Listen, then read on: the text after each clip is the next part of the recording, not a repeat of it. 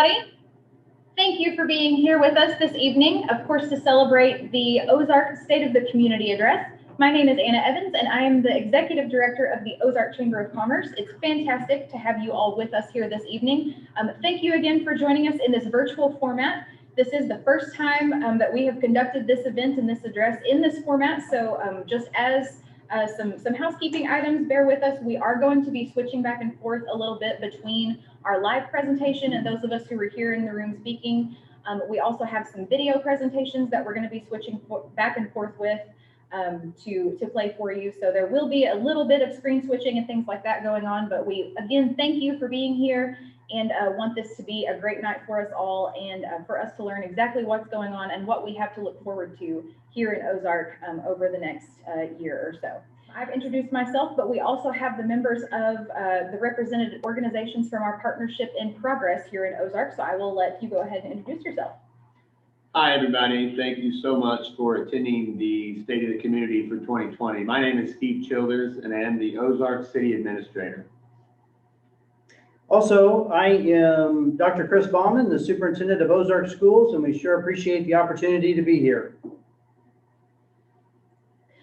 All right. So again, like I mentioned, what we're going to do, I'm going to share my screen with you all, and then we do have a few folks that we want to thank. It's really important for us to say our thanks to those who make events like this possible.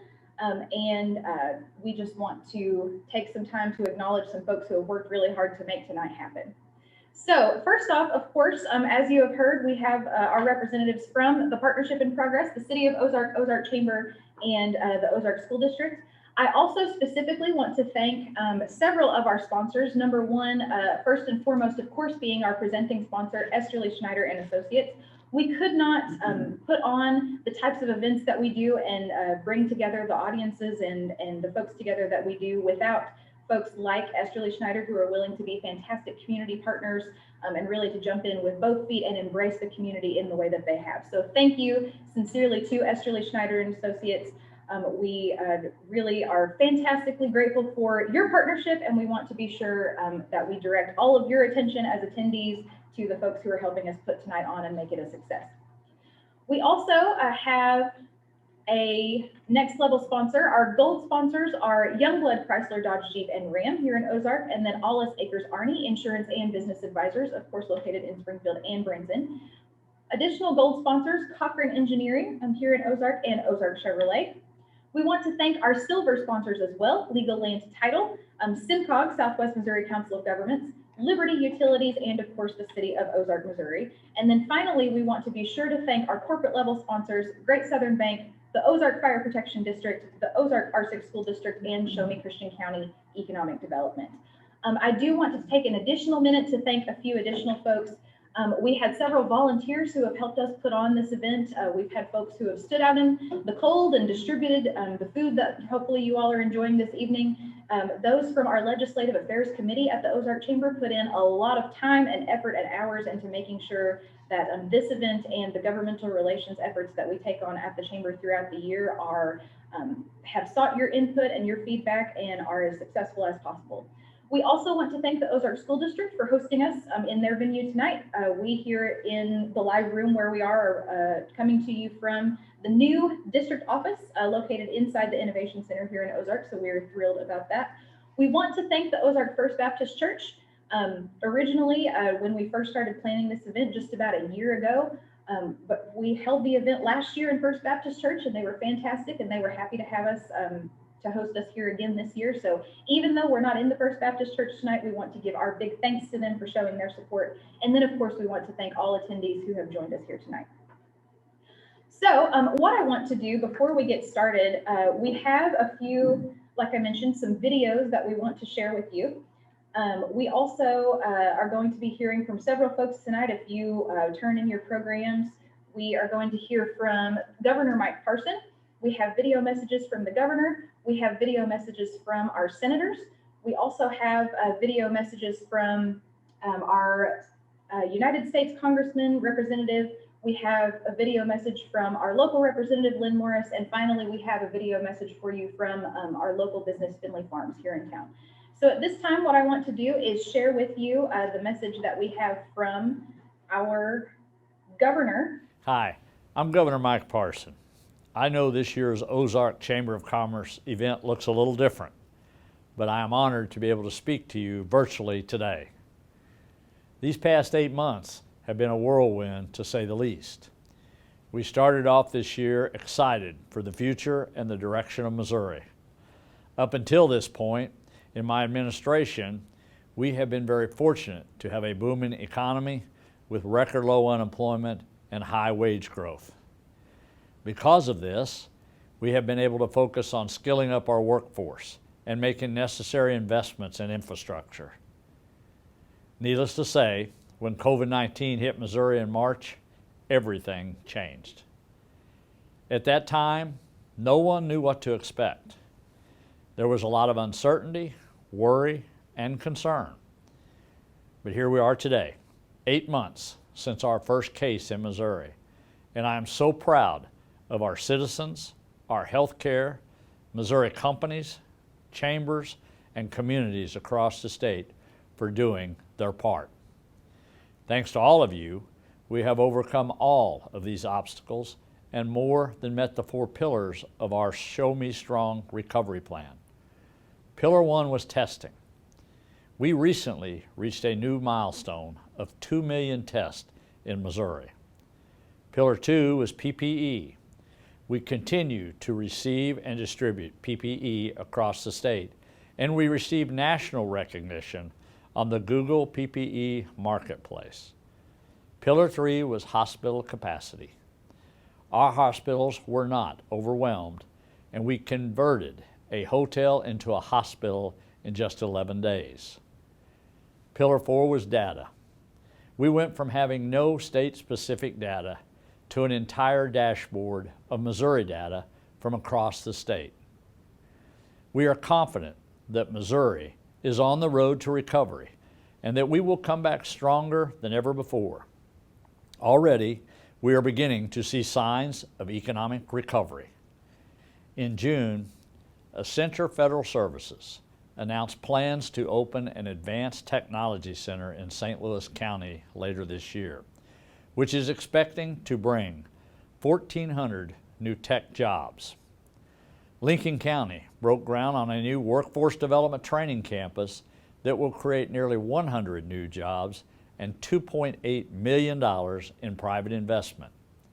Tyler Pipe Company announced a $4.9 million investment and 75 new jobs in Marshfield. Armstrong World Industries and AGCI recently announced a $8 million investment and nearly 130 new jobs also in Marshfield. And Chewy Incorporated announced plans to open a new 800,000 square foot e-commerce fulfillment center in Belton, which will bring in over 1,200 new jobs to our state.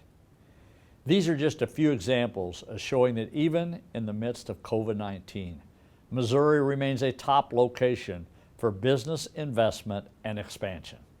It goes without saying that the legislative session looked very different this year. However, several pieces of legislation still passed that are important to Missouri's economy and business community. One bill we passed raises the standard for punitive damages. By raising the standard of punitive damages, we will stop the unfair and unreasonable litigation our businesses face. Another major bill expanded license reciprocity in the state of Missouri. This legislation will eliminate governmental barriers to employment and allow citizens to become licensed faster when moving or needing to find work in Missouri. Reciprocity as workforce development sets Missouri ahead of the pack. This bill is the most comprehensive reciprocity legislation across all 50 states. This not only helps fill critical jobs in our economy, but also highlights Missouri as an ideal state to live and work. In addition to these bills, I extended the Missouri Broadband Grant Program through 2027. Since I have been governor, we have directed tens of millions of dollars to support broadband expansion across Missouri. And now, With the challenges posed by COVID-19, access to high-speed broadband is more important than ever to our infrastructure and our economy. Workforce development and infrastructure have and will always be a top focus of my administration. But we cannot continue to move Missouri forward in these areas until we address the real issue of violent crime in Missouri. As you all know, I called a special session in July to address violent crime. We passed legislation that builds on our efforts to combat violent crime, support law enforcement officers, and make our communities safer. For over a year, my administration has been working with community groups, civic leaders, clergies, law enforcement, and mayors across the state to find solutions to violent crime. There is no doubt that it has been a challenging year so far, but just as Missourians always do, we will continue to push through these challenges and move our state forward by working hard. We will continue to fight and respond to COVID-19. We will continue to rebuild our economy, and we will continue to strengthen our workforce and improve our infrastructure. We have to be able to move forward while still protecting public health. And by working together, we can and we will do both. We are already making progress, and I strongly believe that Ozark community and Missouri will bounce back quickly and stronger than ever before. It is an honor and privilege to be the 57th governor of Missouri. May God bless you, may God bless the great state of Missouri, and may God bless the United States of America. Well, we want to, of course, thank Governor Parson for being willing to provide an address to us. As we mentioned, Governor Parson was able to come down and be our keynote speaker for this event last year and was more than happy to be involved, even in a virtual way, with this event this year. So thank you again to Governor Parson and the staff at his office, who are always willing to reach out and connect with us here in Southwest Missouri and be a part of events and communication that we have going on. So at this time, what I want to do is I will turn it over really quickly to Mr. Steve Childers, our city administrator. He is here to help introduce a video that you're going to see that talks about some of the exciting things that we've got going on a city level, and then also some of the cool stuff that the city and the county have been able to work together on that we have to look forward to. So Steve, I'll turn it over to you. Thank you very much, Anna. And thanks everybody for being on this probably once in a lifetime event tonight, where we're actually doing the State of the Community by Zoom. You know, it has been, to say the least, challenging 2020, but 2020 has also been a great year of success for all of the partnership that is in this room tonight. And that is because partnership is so important to the success of this entire community. Without our partnership, we wouldn't be able to get through the day-to-day challenges of this pandemic called COVID-19. We wouldn't have new underpasses being built on Jackson Street to safely get our children from this beautiful new facility we're sitting in tonight to the main campus of the Ozark School District. Without partnership, South Street would not have been widened, and the city and the county and the Ozark Special Road District would not have been able to accomplish, which will be opening very soon, a brand new Riverside End Bridge. These partnerships are the cornerstone of our success going forward, and I truly believe that. And I know the other partners in this room believe that too.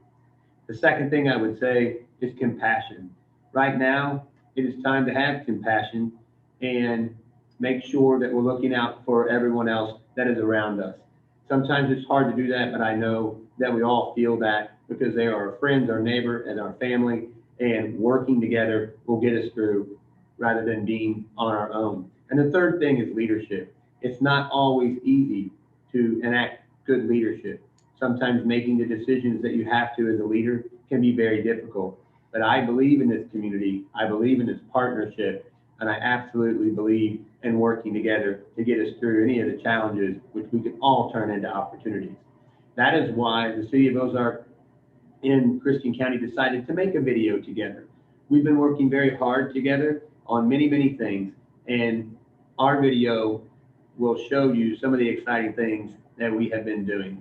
So I look forward to seeing you all personally soon. And Anna, you can go ahead with the video. All right. All right. Well, I did want to mention, I know in that video it talked about Amber Bryant as the new Director of Human Resources for Christian County. I know Amber has joined us tonight. Ralph Phillips, of course, our presiding commissioner, was unable to be with us. He's out of town, but wanted to extend his regards. And of course, I thank Amber for joining us tonight for this event. Steve, thank you again for highlighting the fantastic partnerships that the city and the county enjoy, as well as all those represented in this room and those who are tuning in to watch our digital presentation tonight. We again say thank you to you. If you've got your program in front of you, or I think you can access a digital program that Audrey has put a link to in the Zoom chat for you.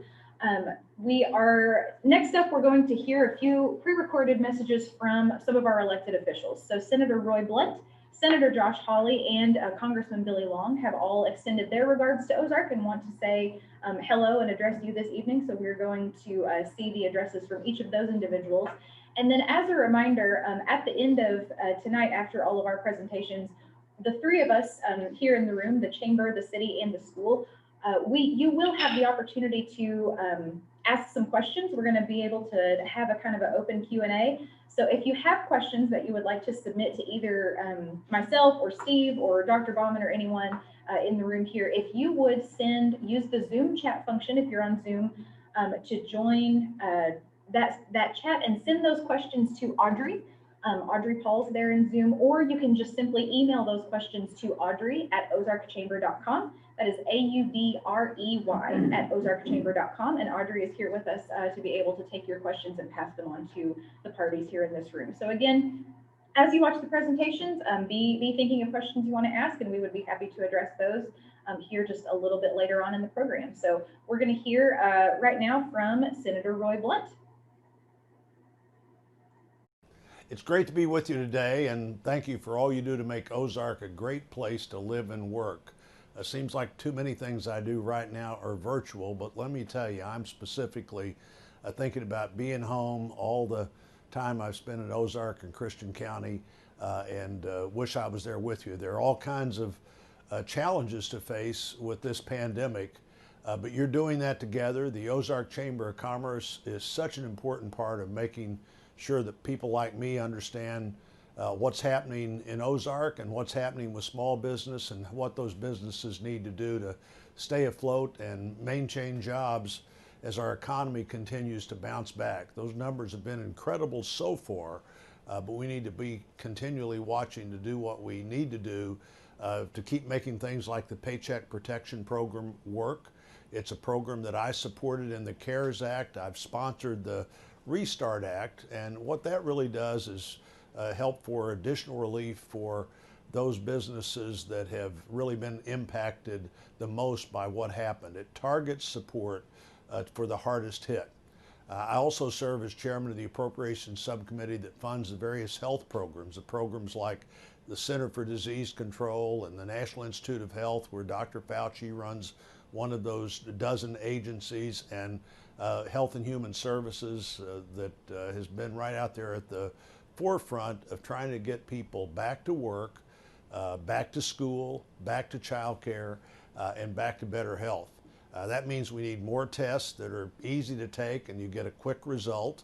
We're going to produce more tests in the month of October than people have taken up until now, and at least half of those tests are tests where you get a response at the place you take the test. You know, the president was actually right when he said that if you have a test and you don't get the result for 4 or 5 days, it's a data point, but it doesn't do anything to help fight the disease. So we're doing things now on the testing front at Missouri State University and various schools around the country and at job locations, but we're also moving forward with vaccines. We're going to be seeing a lot of progress there. I think once we get the election behind us, people are going to be much less concerned about why we're having a vaccine and want to quickly get in place to where we have that vaccine. And while we continue to really pursue our efforts to be sure that our hospitals, our healthcare providers, our schools, our nursing homes, our child care centers have the support they need to respond to the pandemic, we're also needing to look and other needs of communities, and particularly communities like Ozark that are growing so quickly every single month and every single year. Where we live, the location's our greatest advantage. To maintain that advantage, we need to be sure that our infrastructure works, that our transportation networks are operating safely and efficiently, whether it's the main highway that runs through town and the city, or the new Finley River Bridge, the new Riverside Bridge over the Finley River that's almost completed. We need to continue to do things that make it easier for people to live and work where they want to live and work. Tourism is an important part of the local economy. I look forward to seeing the Finley Farms development, and I really appreciate all the Morris family's doing to restore that unique part of our state's history. You know, as a former history teacher, I always say there's no experience that's better than getting up close to where history actually occurred and see how people made a living, how they associated with each other, what it was like to become who we are today. With major projects like the mill or like the Finley Farms and others that are happening in the area, there's clearly an opportunity to continue to see the growth we've seen in one of really our state's and our country's most beautiful and welcoming communities. I'm proud of all you're doing. I'm grateful for your continued advice, and I hope to see all of you again soon. Well, hello to everybody at this year's State of the Community address, and thank you for giving me the chance to share a few thoughts with you. I want to start by recognizing you all for your work on behalf of this community and the people that you serve every day. As you and I know, being a Missourian and being an American is in large part about that pride that comes with having access to good work, building strong institutions like our schools, and the pride that comes with having the ability to build and support a family. Each of you is playing a role in making those ideals a reality for the people who call Ozark home, whether that means helping local businesses navigate the challenges presented by this coronavirus, or the generosity you showed by giving gift bags to Ozark's new teachers. It's a privilege for me to get to represent you in the United States Senate, and you have my word that I will continue to do all that's in my power to ensure that people in Ozark and communities like it across our state continue to have a stake in the communities they love. Again, I want to recognize your efforts on behalf of the people of Ozark and to say thank you for the opportunity to serve you in the United States Senate. God bless you. Howdy folks, Congressman Billy Long here, and I want to say hi to all of you there at the Ozark Chamber of Commerce. It has been great to watch the growth and advancement made in Ozark these past several years. The city is very blessed to have top-notch leadership that is committed to working with the county's economic development leadership, and this commitment shows in the impressive results. During my time in Congress, I've enjoyed visiting numerous businesses in the community during my annual manufacturing tours, such as Alpine Aviation and Dolby Industries. I've also appreciated the opportunity to advocate in Congress on behalf of the city in a resolution to their long-standing issues with the Riverside Bridge by sponsoring and passing legislation that allowed for the bridge to be rebuilt. There are promising infrastructure improvements in motion, and the Finley River Mill project by Johnny Morse's family promises to be a fantastic tourist destination and valuable tool in attracting more development in the area. Moving forward, the future for Ozark is bright, and much of that is credited to the fine men and women like you who dedicated their careers to the betterment of your community.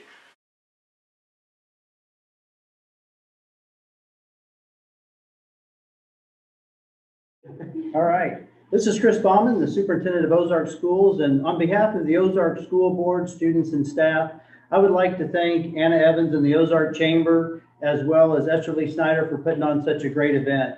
It really is an honor to be sitting on a panel with such great speakers and so many people who really believe in the community of Ozark. Since I've been the superintendent here in Ozark, I have really enjoyed the partnership between the city and the county. We really have such great, exciting things going on. Now, we all know that we've experienced the challenges of COVID-19. Our school district, I think, has done an amazing job. We have been able to complete the first quarter and maintain our students being in school. And I could not be more thankful for the effort of so many people who have been involved in helping make that happen. But also, as we move forward and when we plan forward, we really are looking so forward to the future. And we have put together a video to show you some of these exciting things. And so Dr. Curtis Chesick, our Assistant Superintendent of Operations, is going to take us through the Ozark Innovation Center and the planning that we have going on, as well as the Early Childhood Center. So we hope you enjoy the video.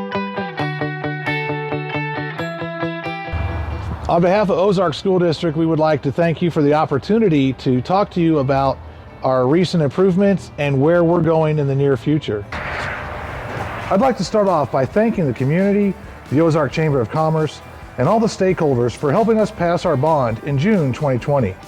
Thanks to the voters, we have been approved for our renovation of the Ozark Innovation Center. And that's where I'm standing. This is going to be the entryway to our Ozark Innovation Center starting in the summer of 2022. So as you look at the rendering of the new Innovation Center entrance, or the old Fasco building, you'll notice that we've done a lot of landscaping and filled in loading docks and put a new shell on the old building to bring it up to the current specs and to bring it up to the expectations of our Ozark community and the Ozark School District. We're getting ready to walk into the main entrance and we'll take a look inside. So we're going to take a quick tour through here, and it's going to take a little bit of creativity as you look at what we have now to what the future holds for Ozark students. On our left over here, we will have our new Ozark Innovation Center offices. The Ozark Innovation Center is an extension of the Ozark High School. However, it's going to have a fully functioning campus of 168,000 square feet of its own location. Another great feature as we walk in would be right here on the right-hand side as we enter into the main entrance is going to be the Ozark Innovation Center Conference Center. It's a big tongue twister, but as we come in, this is an opportunity for us to tie into the community, an opportunity for meetings such as the State of the Community or regular chamber meetings to come in and use our facilities, and it ties directly into our culinary arts program as well as some of our hospitality programs that will allow us to serve the community not only by providing a location, but also by providing meals. We're now standing next to the Ozark Innovation Center Gallery. This is one of the most exciting parts of this center, in that we're taking on a new philosophy as we move down here of how do we tie all of the different disciplines within the building together? How can we get them to collaborate and make partnerships and actually produce items that we can put on display, not only for other students to see, but for the community who's using our community center and who's using our conference room, the ability to see the hard work of Ozark students. And right across from me is our new visual and audio recording studio. Included in the studio is a graphics art Mac lab that will allow students to create their own graphics as well as record video and audio to promote whatever program they're currently working on across all disciplines. So right now we're standing on the back of our current district offices. And one of the great things about this Innovation Center is that it ties the district to the high school, which gives us an opportunity to have connection, not only to students, but to the programs that the students are participating in, which is exciting for many of us. Where we're standing now will be the new Science Center. And as you look at the overlay in front of you, you'll notice that they look very similar to the current classrooms we have at the high school, with the exception of the opportunity to expand beyond the classroom into a common area for collaboration across all science disciplines. One of the larger programs that we're moving down to the Innovation Center is our choir program. And directly behind me will be our new choir facility, which by moving students down here gives us the opportunity to expand classes at the high school and give those programs the opportunity to grow. We will be introducing a health science program to offer students an opportunity to get a jump start in any career they choose in the health services. Another opportunity that we have is to tie the Finley River School to the Ozark High School, and by bringing them together in one location. Over to my left and behind me will be the new home for the Ozark Finley River School. This hallway behind me will lead us to the business department, the facts department, our project lead the way departments, as well as our math classrooms. These math classrooms are very exciting, and it takes the Innovation Center's concept of breaking down walls and bringing people together to a whole new level. As we look into these classrooms, you'll notice that the walls in between the classrooms can break down, which allows us to expand 2 classrooms into 1 larger classroom. Another great opportunity we have is to continue our partnership with Alpine Aviation. We're allowing them to relocate to the southwest corner of the building, giving them dock access as well as more space to grow, which allows us to move Finley River to the front. We are going to move our construction trades, woodworking, and ag programs to the south end of the building. We are also adding a precast storm shelter just outside the southeast corner of the building. Thank you for taking a quick tour through the Ozark Innovation Center with us today. The Ozark Operation Renovate and Innovate was 3 parts. The first part was locating and moving into a new district office, which we're standing in right now. By moving out of the old district office, we've been able to begin the renovation of the new Tiger Paw Center. We will take the old district office and connect it to the existing Early Childhood Center and create a new Early Learning Center that provides more services for our earliest learners. Thank you again for, number 1, being with us here tonight, but number 2, you and Dr. Chesick, and I know the communications team at the school have worked really hard on making sure that all of us have all the details and all the facts and know what to expect, and it's something that we're really looking forward to. So we're excited to see the work that you've done so far, and only looking forward to what's coming next for the district. So thank you again. Really quickly, you've mentioned it in some of the addresses tonight. Several of our elected officials have mentioned it, and of course everyone here in the room and in the community is excited about it. You have heard the new Finley Farms development that already, of course, is featured here in our community in the form of the workshop. That has been mentioned several times this evening, and we do have a special message from Finley Farms and from Adam Hausman, who I believe is also on the call with us here tonight. So I'll go ahead and share the Finley Farms message with you all, and we're excited to look forward to what is coming next on that front. Located in the heart of Ozark, Missouri, along the Finley River, Finley Farms and the Ozark Mill is a historic landmark and a new cultural destination. We have taken great care to restore the working grist mill, originally built in 1833 along the riverbank, and return to its tradition of being a hub of the community. Our goal is to offer a backdrop for people to connect with each other, slow down, be in nature, and hopefully learn a new skill along the way. The property will incorporate themes of craftsmanship, urban farming, and connection to the growing community of Ozark, Missouri. Our current outlet, the workshop, a coffee shop and eatery, also offers classes from gardening and floral to mixology and leatherworking, and sits alongside our urban farm. As the upcoming year approaches, the Mill Restaurant, museum, event spaces, and chapel will bring new generations of travelers to the Ozark community and also become a local hangout. As we grow, the property will have many opportunities for interactive education, from hands-on classes on the farm to tours of the mill, down to the very table where you will share a meal that celebrates Ozark's food culture, past, present, and future. We are inspired by the spirit and resilience of the Ozark community as we all push through to achieve through this challenging year. We are proud of where we came from and excited for the future.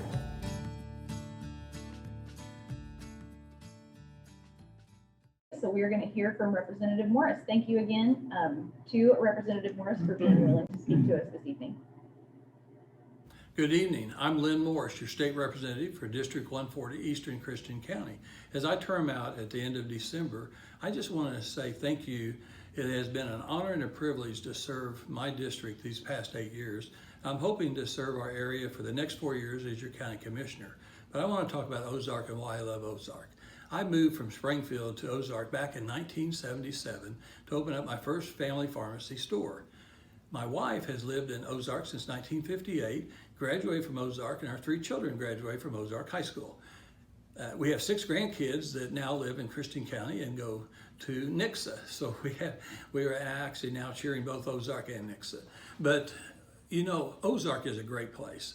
And I've seen it grow from 3,000 people to over 20,000 people, and our county from 30,000 to 100,000.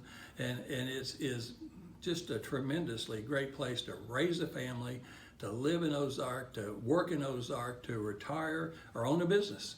And the reasons why is because the Ozark school system is one of the best in this state. And just recently, Ozark West Elementary won the Blue Ribbon Award, federal government award, and education award to excellence, and only first school in our district to win that. And I remember when I was on the school board many years ago here in Ozark that we had great schools then, and we never won that award. We probably should have, but we didn't. So I'm extremely proud of Ozark West Elementary. That's just kudos to the teachers, the administration, all the workers in that school. But that's not all. We have great businesses, a variety of businesses, great churches, a variety of churches. We have the chamber, we have local and county government officials. We have law enforcement that's just the top. First responders, ambulance, fire, we have great services being offered. Parks, and now with the Family Farm Project being started and opening next April, and finally having their grand opening next fall. I mean, I'm telling you what, Ozark will be on the map as not only a state, but a national tourist attraction. Everything's going great for Ozark. It's going to continue to grow. I'm predicting that Christian County will be the fastest growing county in the state again, if it's not already. And we really enjoy living in Ozark and being part of it. I also want to talk quickly about 3 bills that I sponsored and got passed this year and signed by the governor. The first one is my Purple Heart Veterans Bill. That's really important to veterans. That's always been an important cause to me.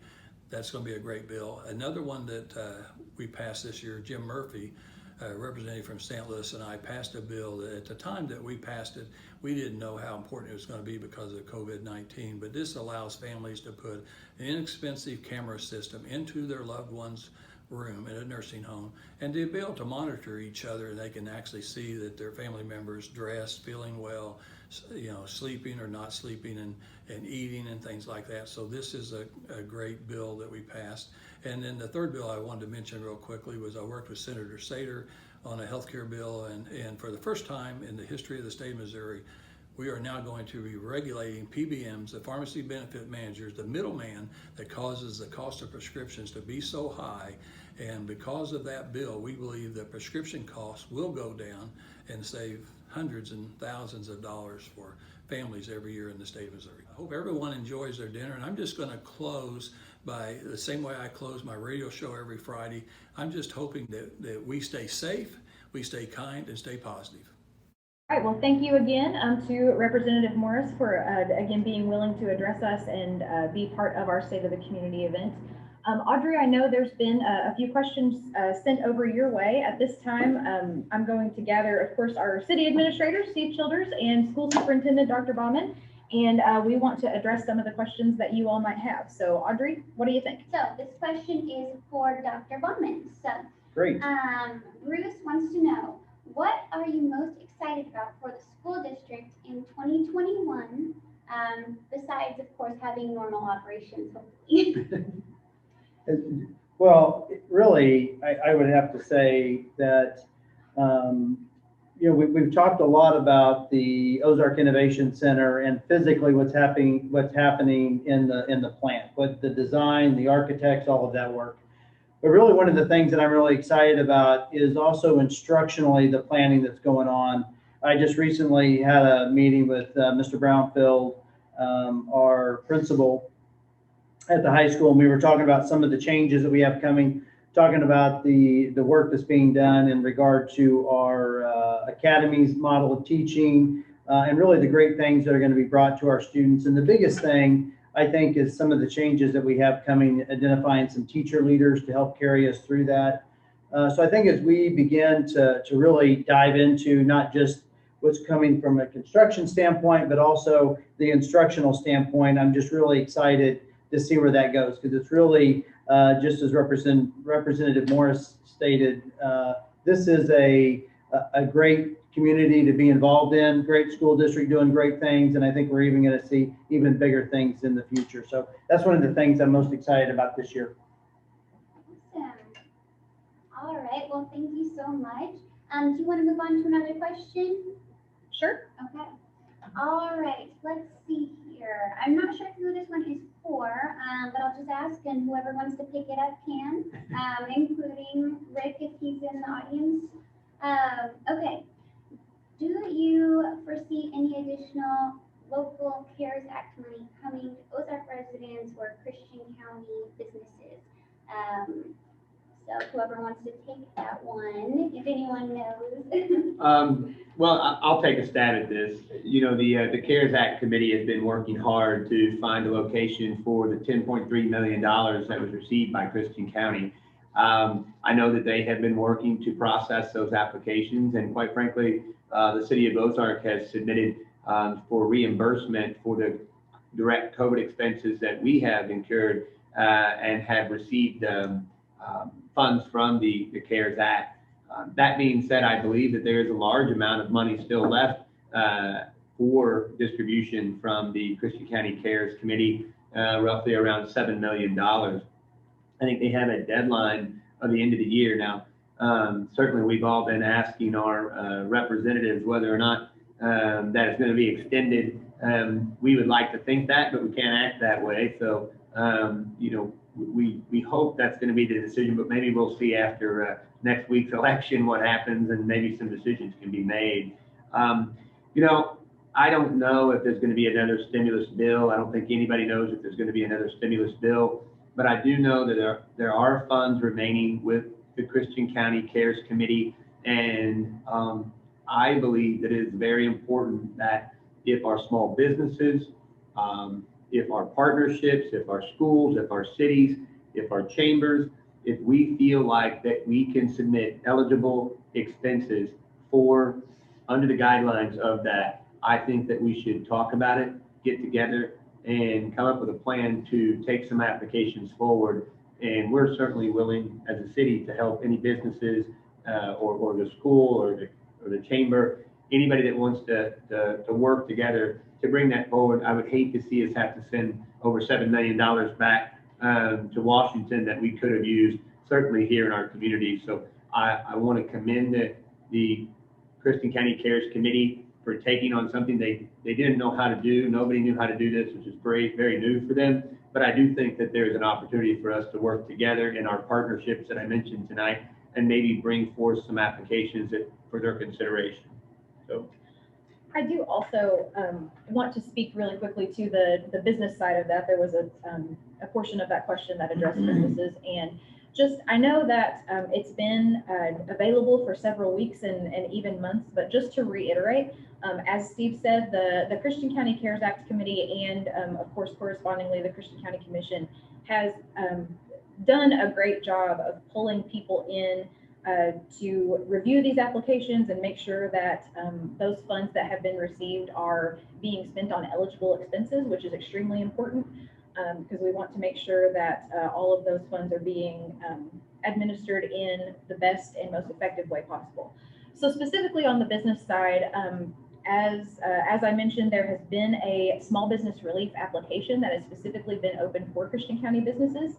It has been open for a while, and it does have some restrictions. It is limited to specifically small businesses, I believe 19 employees or fewer, and there are some restrictions on eligible expenses and things that can be applied for. But if you are part of a small business and you have spent any amount of money on directly COVID-related expenses for things like PPE, plexiglass, making your work environment safe, if you have had to, especially back a few months ago, whenever some businesses and some places throughout the city were shut down and maybe unable to operate, if there were expenses you had relating to being able to work remotely or being able to carry out your operations from home, please see that application. It's very possible that you would be eligible, and there's a lot of those directly COVID-related expenses that are very much reimbursable. That's exactly what those funds are there for.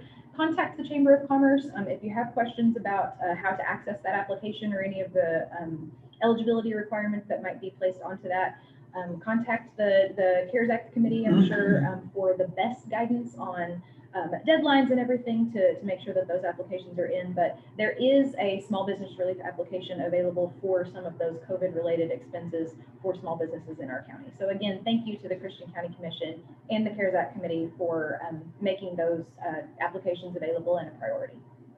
I would like to add to that mix is as we've worked through, there's been a lot of grants, different things that have come down. So I think not only is this about new dollars potentially that might come, but it's also about maximizing the dollars that we have. So in working with the Christian County Cares Commission and really all of the Christian County school districts, there is some matching funds that were available. And so a lot of the applications that were submitted by the school districts to the county, really that focus was to maximize matching dollars. So we appreciate the efforts of the school districts as well as the county commission to make sure that those things and that those dollars and that we maximize every opportunity that we can to bring some of that CARES money and into Christian County and really maximize it.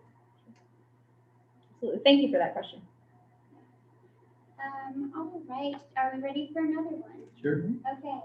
And I'm not sure who wants to take this one, but what industries have you seen hit the hardest in Ozark by COVID-19?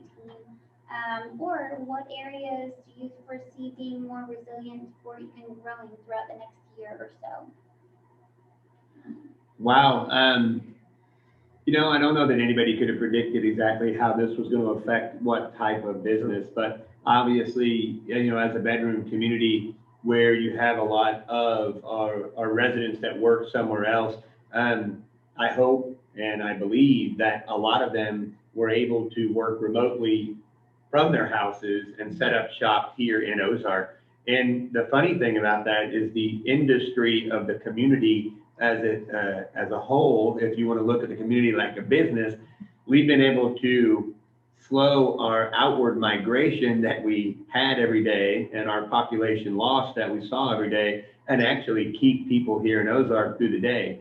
I think that has helped our restaurants, who I do believe is an industry that's been hit extremely hard. But what I saw during that time is people going and shopping at their local restaurants and doing the takeout orders and making sure. I know during the stay-at-home order, we made it a point to order food from the restaurants in Ozark.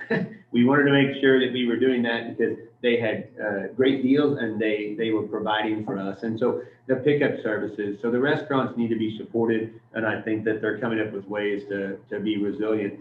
I think that some of the businesses that relied on products that they had to get orders from out of the city and out of state, and those types of products where they may have had to provide to a retail market where they don't have an online presence.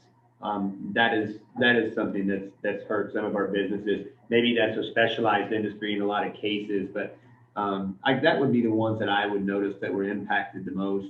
Probably our restaurant, hospitality, travel, lack of travel, or hotels, things like that. So.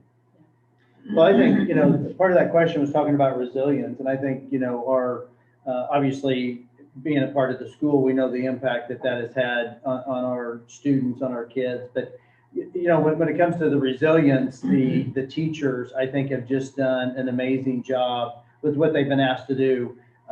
The additional cleaning that they've done to keep kids safe. When kids have been quarantined, at one point during the course of this year, we had close to 400 people on quarantine. So that's a lot to track and to be involved with. But I think, though, that commitment to say we're going to make sure that the learning in Ozark doesn't drop off, even though we have these challenges. I have been so impressed with what our parents have done, what our students have done, what our teachers have done. And you really then see that then carried throughout the whole community. And I think that effort, just as you were talking about, Steve, that making sure that we are utilizing our restaurants, that we are making sure that we're shopping as local as much as possible that we can, so that we do keep those dollars here in Ozark. And I think just the we coined the phrase "Tiger Stronger Together," and you just start seeing that carried out. And I mean, this has gone on for a really long time, but yet and I know there's times we get tired but we still, by supporting each other, we continue to push through. And it's just that, I think it's just that resilience of being from Ozark and in Christian County, because you see it across the board. And to me, I think that's one of the things that as we hopefully near the end of this and get to the other side, we absolutely will be a much stronger community because of it, because of the work that's been done. Sure will. Good point. I can tell you too, in the business side of things, again, part of that question was what opportunities might arise, or what, industries might actually turn out to do really well.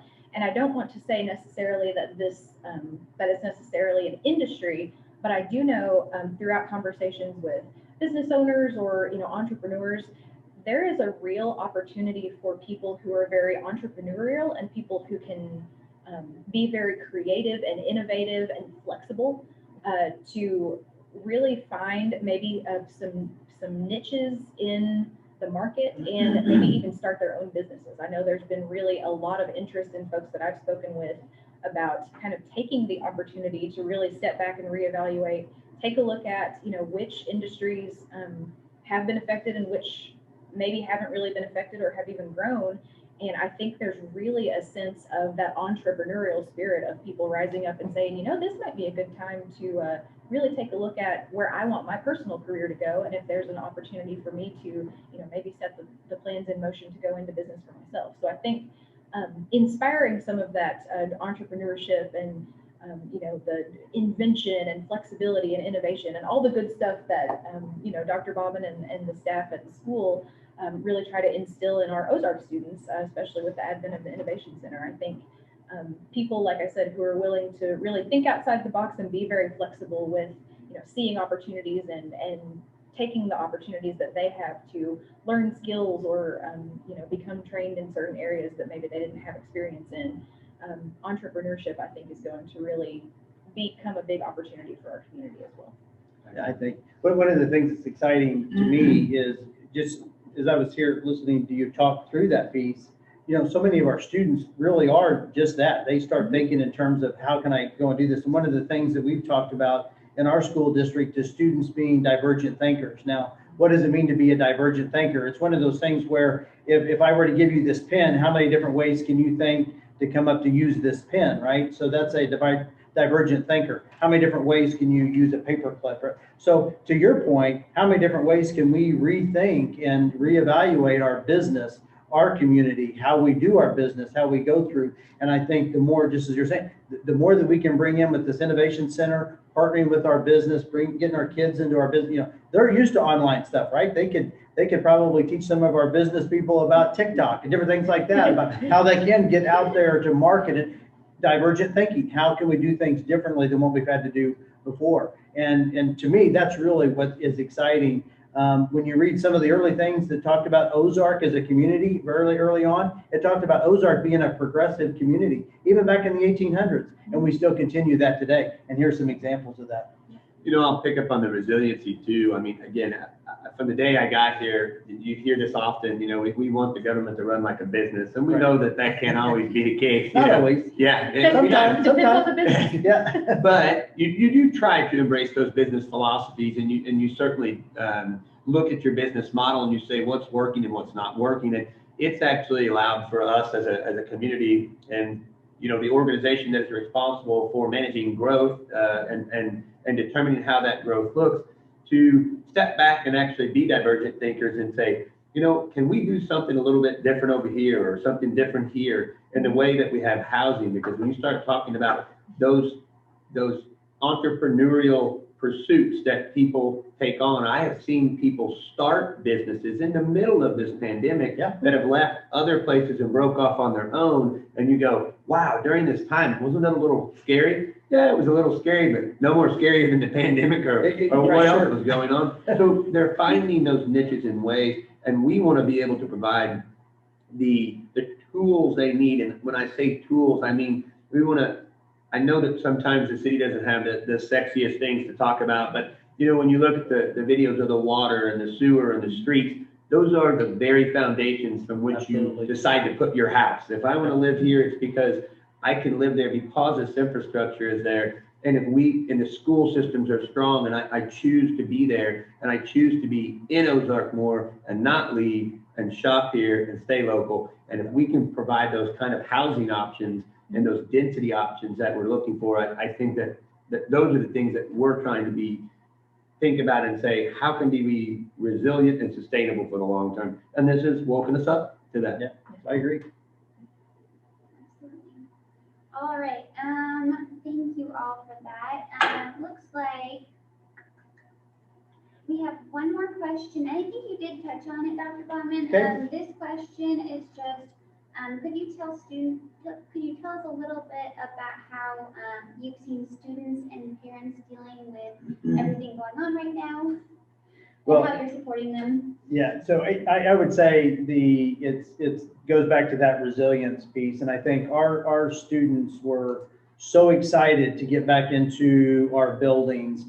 I tell you, on August 20th, I went around and made it to every single building, and the energy in those buildings, even though things looked different, the classrooms were really stripped kind of bare because we needed to make sure that we can spread people out. We had dividers. Things looked a little bit different. People were wearing these masks on their face and things, but the excitement to be back in the building was such a great thing. And I tell you, our staff has worked very, very hard. The transitions, just going in an elementary classroom, if you're gonna, take a group of students to another location, the cleaning that has to occur as those students pass through is really immense, and the additional time. But I tell you, they have worked so hard to make sure that they follow all of those steps and do the things that need to be done to make sure the students are safe so that we can continue to have those days in classroom and learning. And to me, that's what has been so impressive when you look at the number of things that we've done. Our bus drivers who in between routes are taking 7, 8, 10 minutes to sanitize the bus before they pick up the next group of students. And they're doing that multiple times a day. I mean, we bus almost 3,500 students a day. So, I mean, that, the enormity of that, in and of just that action itself, and then you add all the COVID-19 stuff on top of it, it really just is truly amazing. And it really is just about being able to support those students and to get them back and make sure that they can stay in the classroom and continue that learning. And to me, I can't give enough praise to our parents because they have continued when students have been put on quarantine, the work that they've done to make sure that those students can get connected, still continue to be involved in the classroom. I had an opportunity one time, very quickly, a second grade classroom, 2 students were home, 1 student was in the classroom, teacher put the kids into groups. The 1 student that ended up with the kids who were on the computer, that becomes her group. So she goes over, picks up the computer, sets it down. They're all working on a single shared document together and interacting just as if they were in the classroom, and it was seamless. So, I mean, those are the amazing things that are going on, and that resilience that just has continued. And you see examples of it from pre-K all the way to 12. And it really has been amazing just to sit back and watch it happen. I have a question, actually. All right. Hearing you talk about that, and then Steve, to your point too, when I've had the opportunity to sit, with business owners and chamber members and talk to them about their experience through the past few months, it's really interesting to hear some of the things that they talk about and say, we weren't doing XYZ before the pandemic, but now we've started doing it, and our customers have really responded. It's really made our internal operations easier. It's just been an improvement. So are there things like that you can think of ways that you've maybe changed operations, or things that you've added in that you haven't done before that you think will remain permanent, pandemic or not? I'll tell you, I won't go into the details, but we've changed a lot of things. I look at this situation as a great awakening. I don't know if that's a term that anybody else will use, but I can tell you that it has literally brought to light some things that we just didn't recognize. We didn't know some of the things we could do.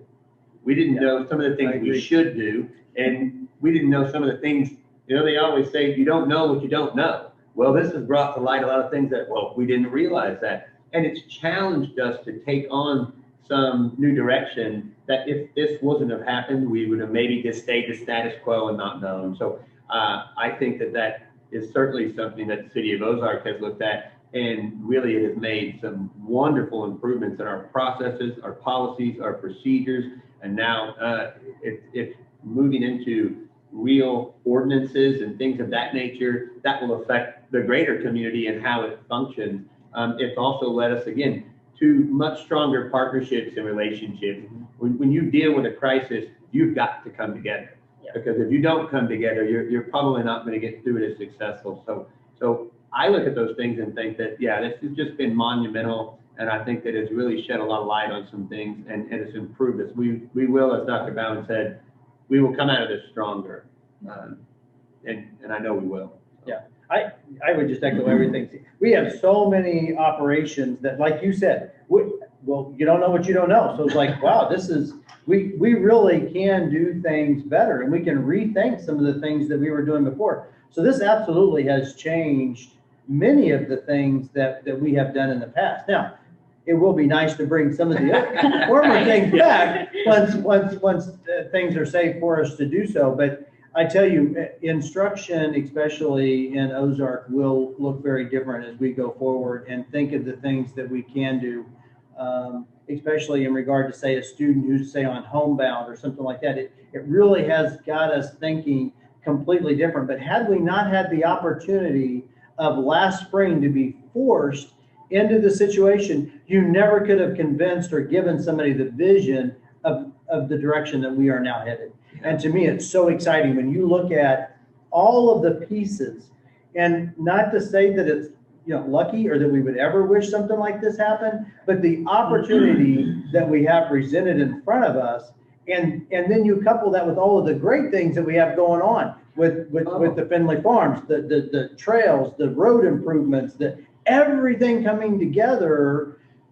It's just going to make us even that much stronger going forward. So to me, the future is so exciting to look at, and a lot of it has been brought about because of the changes that we had to put in place and the things that it made us think about. That in truth, like you said, we had to check ourselves. We had to go back and re-look at everything, and it really has brought a fresh look. And so that's a great question. It really has changed us a lot. Absolutely. Well, Audrey, have there been any more questions submitted? No. All right, we answered them all. Okay. Yeah. All right. Well, once again, I do, of course, want to again thank everyone for joining us this evening. I know this was kind of an unconventional way to get together as community leaders, but it's extremely valuable for us to be able to have the opportunity to sit around the table and just, kind of have something to celebrate and look forward to a little bit. I know this has been a year of a lot of challenges, but like Dr. Bauman and like Chris said, the opportunities to choose to respond in a way that is creative and innovative and is future thinking and forward thinking. So I always love the opportunity to get together and just really, put our heads together, connect with our community, let us, get around the table and talk about some of the cool things that we've done. There have been some really good opportunities that have come out and that we can celebrate looking over this past year. Once again, do want to thank our sponsors, of course, our corporate sponsors listed there. Our silver sponsors, legally entitled SimCog, Liberty Utilities, and the City of Ozark. Our gold sponsors, Parson and Ozark Chevrolet. Additionally, Youngblood, Chrysler Dodge Jeep Ram, and Alles Acres Arnie. And then, of course, none of this could be possible without the fantastic partnership of our presenting sponsor, Julie Schneider. We are grateful for every single one of these businesses for being, again, community partners, willing to embrace the chamber, willing to embrace the city, the school district, and everything that makes Ozark Ozark. So once again, thank you to everyone who was willing to join us tonight. And as I mentioned earlier, the videos, any addresses from our elected officials or anything like that, all of that information and all of those materials will be put on our chamber website and also on our Facebook page. And we would be more than happy to have you share, react, comment, let us know what you think. And if you have further questions, I'll go ahead and speak for these two gentlemen here. I'm sure they would be more than happy, as would I, for you to contact us and ask about anything that you saw tonight that you would like more information or more detailed or clarification about. Once again, thank you for joining us. Thank you again to our sponsors, and thank you again to everyone who helped make tonight possible, especially our volunteers. Everyone have a fantastic evening, and we'll see you next year.